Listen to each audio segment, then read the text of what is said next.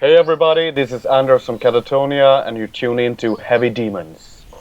Okay, dear Anders, how are you doing, man? I'm good, great.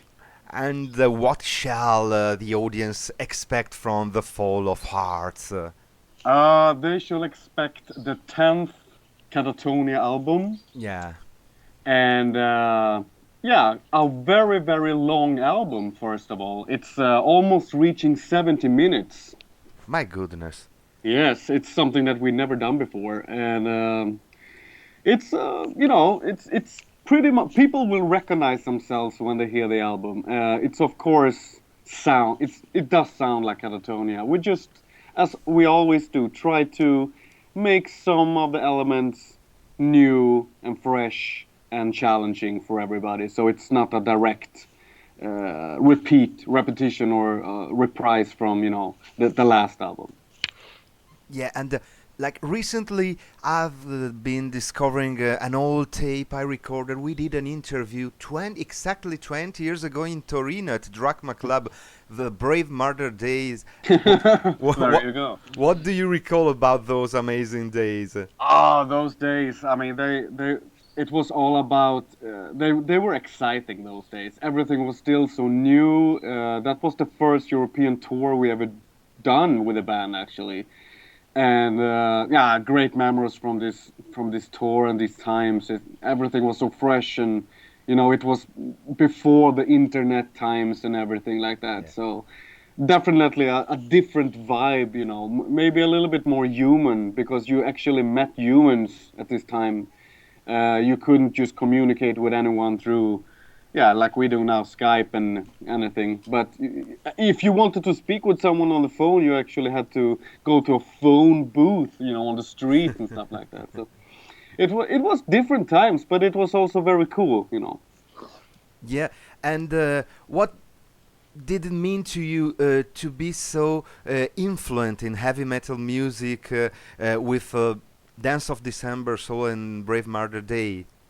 Well, I'm always when someone tells me this, I'm very grateful and it's very rewarding to hear it. But it's not something I think about much because I'm probably the same as everyone else. I look up to my own idols and bands, so Yeah. I'm busy doing that. I don't think about if someone is influenced or inspired by us, but if they are, I'm thankful for it and I wish them the best. Yeah, what do you think about like bands like Paradise Lost, Moonspell, who tried to do something like in the past, trying to be like more extreme, while you are still very, very melodic?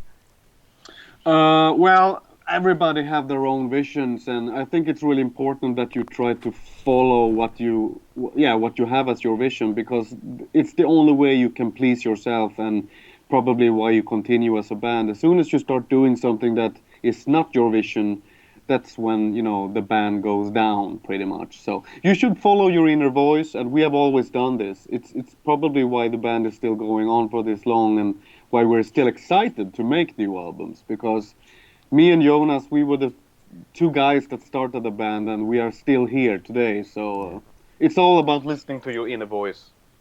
Yeah, and the end of April you will start like a tour, many festival. Am I right? Yeah, it's gonna be the summer festivals from May till August, and after that we are starting our long European tour. Let's hope to have you here in Italy. Oh yeah, that we will definitely come in Italy. So I think Italy date was in October.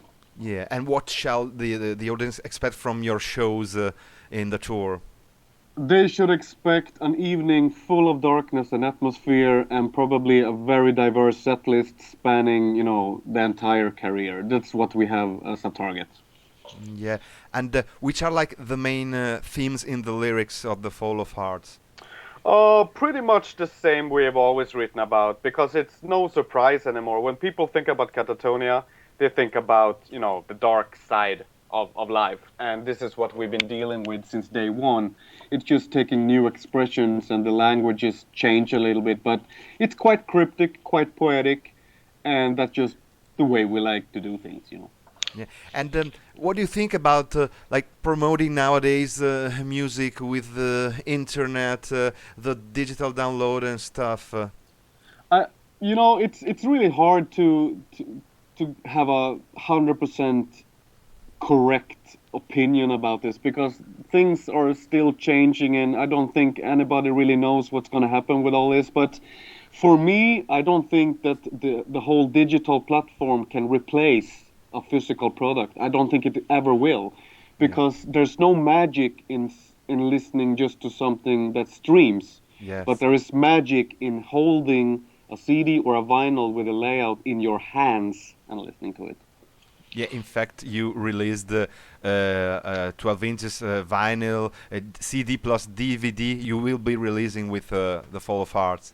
Yeah, we really, it's really important for us that the formats we releases are really worth something for the fans and also ourselves. So we made a deluxe book with a 10-inch vinyls and the DVD and a lot of bonus tracks and a lot of artwork. So it's all worth actually getting your own copy instead of just enjoying a Spotify stream or something. Yeah, and what talking about the past, what do you recall about doing projects like Diabolical Masquerade or Bewitched and stuff?